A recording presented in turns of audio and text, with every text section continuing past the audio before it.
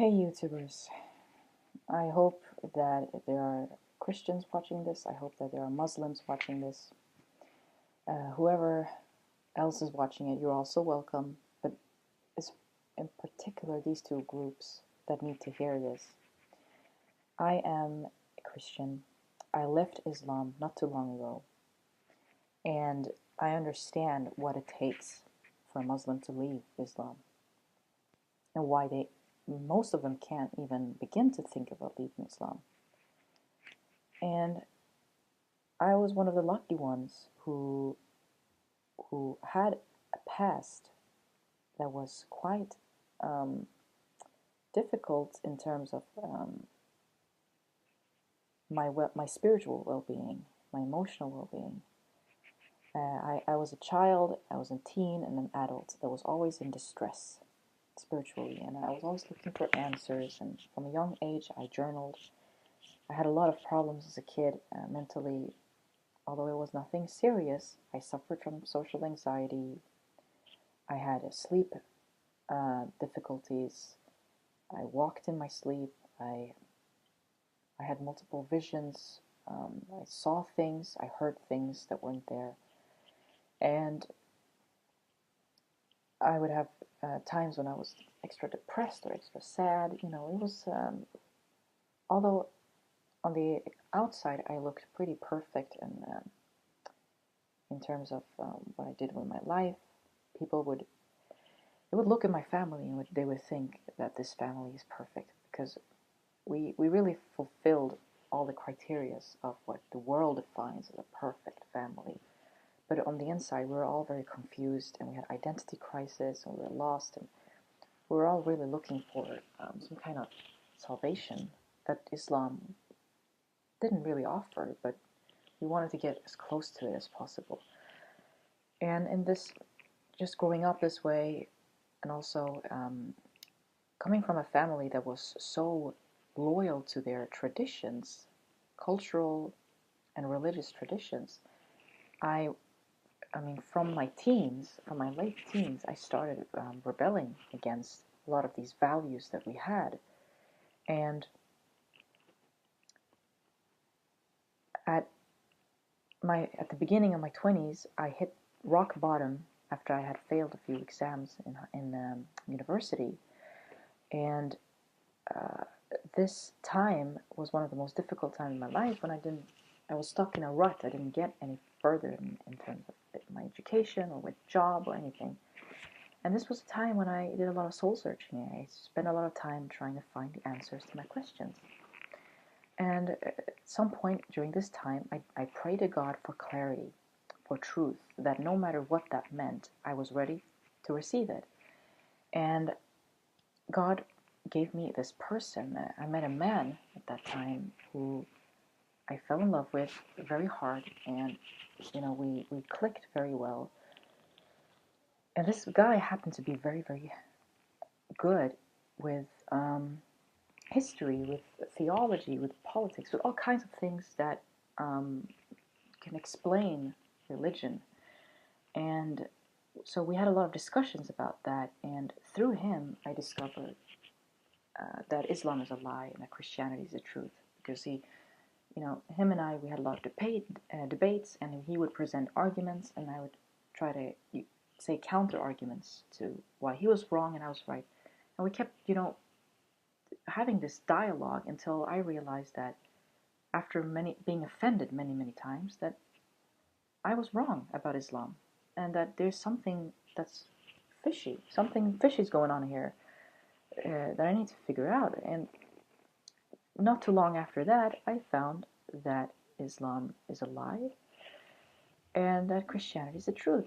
And really, this person that I was seeing, he had been an atheist before, but he had found Christ through someone who had used very similar methods as he was using on me. And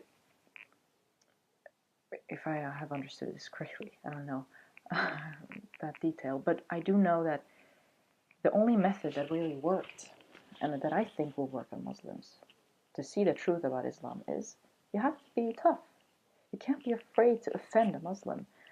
most people who come from Middle East, they're raised with honor cultures and all these tough values of Islam, that everything they do in life is driven by shame, fear, guilt, and all these negative emotions.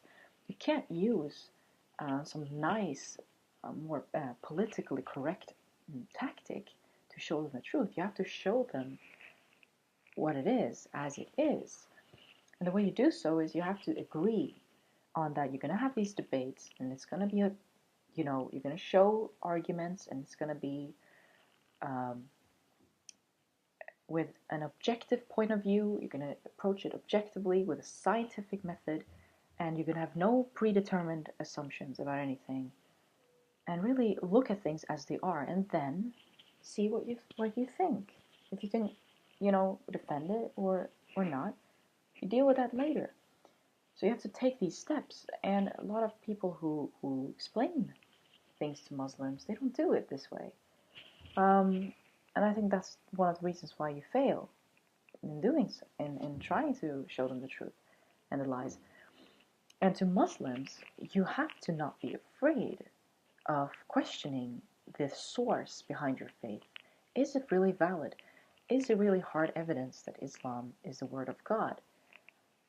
Why are you sure about this? You have to know. You can't base your whole life and live on, relying on something that you don't have sources for. You have to question it. Islam encourages Muslims not to question the source, saying you have to trust. You can't trust things blindly. Because, everything you do, you have to know you're doing it because it's the truth. I mean, that's how you have to approach this. You can't be a person who who believes things blindly, or whatever you call it. You can't do that. So you have to not be afraid of going to hell. Typically Muslims are afraid that if they even question Islam, they will go to hell. Even waver in their faith, they will go to hell. Don't. Because if you really are that faithful, and you really are so certain about your faith, you shouldn't be afraid. You would have counter arguments. You would know how to defend your religion. If it's perfect, if it really is from God, there will always be an argument. And it's not a matter of that they can't see the truth, the ones who attack Islam. No. It's the matter of that you cannot hear their arguments. You cannot listen to the things they have a problem with and respond to it with a good answer. That is the problem. You've been taught what answers to give, but you don't really hear what they have to say. And that's a huge warning sign for you. Another tip for you Muslims is, don't turn to other Muslims for advice. They have the same mindset and perspective of Islam as you do. They're not going to give you a new insight. You have to turn to non-Muslims to hear why they have a problem with Islam. If they're wrong, your faith is going to be stronger. If they're right, you're going to be led to the truth, which may mean away from your faith. But if you want to learn something new, if you want to get a new understanding, you can't go to people who understand things the way you understand them. And lastly, you can't be a chicken. You have to be brave. If you want to know the truth, you have to face the uncomfort that comes with it. You're going to have to be ready to leave your family behind. I had to. I had to block my whole family and my relatives from my life. I had to flee from my home and live in secrecy and start from scratch, pretty much. No home, no money, and find a way to get that help from the government. I am in that place today, but I can tell you this, it was worth it. It was worth the fight because I'm doing it for something I know of, something I believe in, something I am sure is the truth. Would you do this for Islam? I really don't think so. I think Islam is very convenient when everything is fine. But you know just as well as I know that when things are the worst for you, when life is most difficult, you actually leave or get away from Islam, because Islam doesn't welcome imperfect people. Islam teaches you that you're not good enough. If you sin, you're not worthy of praying to God. That if you do certain things, you're not worthy of even being in the household of a Muslim. And that if you have certain values, you are to be cast out of the group and killed. But that's another story for another time.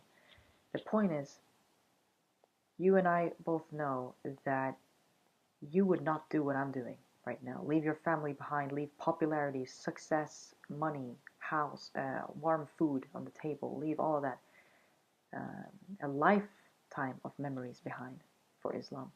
Because you don't know why you believe in Islam. You just do. And that's a huge problem. Thank you for listening. I hope to make more videos, but I want to know what to talk about in the coming videos. So please leave a comment here below and tell me what you want to hear more of, and I'll see what I can do. Thank you for watching, and I'll see you in the next videos.